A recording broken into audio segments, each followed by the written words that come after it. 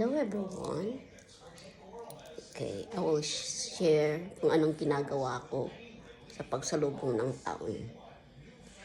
Nakasanayan ko lang po ito, pero hindi ibig sabihin na siswerte na tayo, ganyan. Parang nakasanayan ko lang. Pero awa ng Diyos, di naman ako nawawala ng barya. Kasi hindi ko to ginagalaw. Sa buong taon. Gagalawin ko to pa sa next year na.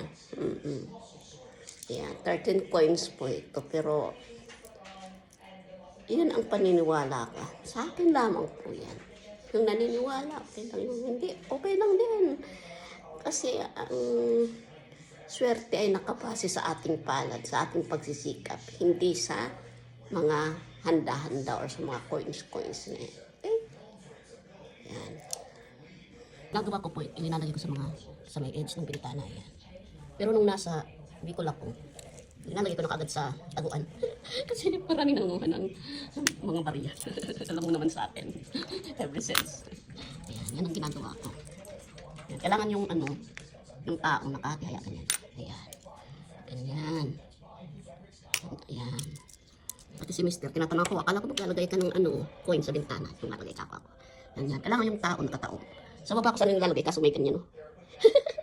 Ayan. Nilalagay ko dito sa tatlong bintana. Ayan. Ayan siya.